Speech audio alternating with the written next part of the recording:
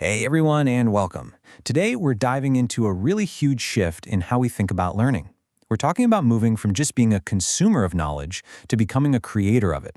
It's a total game changer for making what you learn actually stick. So let's start with a question I think we've all asked ourselves. Think back to school, right? You spend weeks studying, you cram for that big exam, you pass it, and then, what, a month later, almost all of that information is just gone. Poof. Why does that happen? Why is so much of what we learn so temporary? Well, a big part of the answer lies in something we can call the transmission trap. You see, for a very long time, our whole education system has been built on a model that, as we're about to see, was never really designed for deep, long-term understanding. And this right here gets to the heart of the issue. So much of traditional education pushes us towards what's called superficial learning. It's all about memorizing facts that are disconnected just long enough to get through a test. But what we're really after is deep learning, where you can apply knowledge, connect it to other ideas, and really make it your own.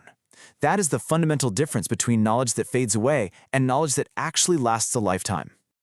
And yeah, there's a name for this old-school approach. It's called the transmission model. It basically treats the teacher like a pitcher of water and the student like an empty glass. The whole point is just to pour information from one to the other. The problem?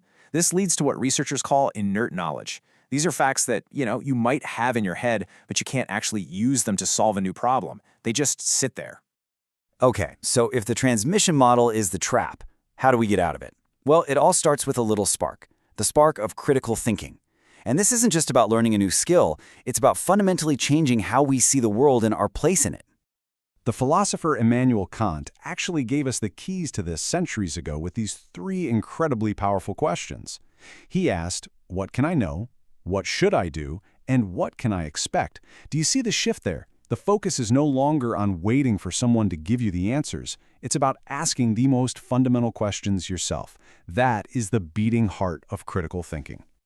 And this shows us that critical thinking isn't just some technique you pull out of a toolbox. No, it's a way of being. It's about building personal traits, things like intellectual humility, having the guts to say, I don't know, or intellectual courage, being willing to question your own deepest beliefs. And it all leads to developing intellectual autonomy, which is really just having the confidence to think for yourself. And that's the bottom line. That's why this all matters so much. Thinking for yourself, having that intellectual autonomy, isn't just some abstract academic idea. It is the engine that drives all effective problem solving, whether you're at work trying to tackle a huge project or just navigating the complexities of your own life. So what happens when you really adopt this new mindset? Everything changes. You stop being just a passive bucket waiting to be filled with facts. You become an active investigator, constantly probing and exploring the world around you. And this new identity works in a cycle, what's called the investigation-action cycle. It's this constant, dynamic loop. First, you plan what you're going to investigate. Then you act on it. You go do the thing. Then you step back and observe the results. And finally, you reflect on what happened. And that reflection, it feeds right back into your next plan. See? Learning isn't a one-time thing anymore. It's this ongoing process of doing and thinking. And look, this mindset isn't just for scientists in a lab. Take the Nobel-winning economist Gary Becker. He had this powerful toolkit of economic analysis, but he didn't just use it to study markets. No way. He applied it to investigate everything. Serious social problems like discrimination, crime, even the family. He treated the whole world like a series of puzzles to be solved, which just goes to show how this investigative mindset can help us understand anything. All right, so the mindset is one thing. That's the foundation. But what does this actually look like when we put it into practice? How do we build learning experiences around this idea of being a creator and an investigator? You can really see the difference when you put them side by side. Over here in the old transmission model, the student is passive, the teacher's just a lecturer, and the result is that inert knowledge we talked about, facts you can't use. But look at the generation model. The student is an active participant. The teacher becomes a facilitator, a guide. And the outcome? Knowledge you can actually apply to the real world. It's a total shift from being told what to think to being coached on how to think. And one of the most powerful ways to do this is something called problem-based learning.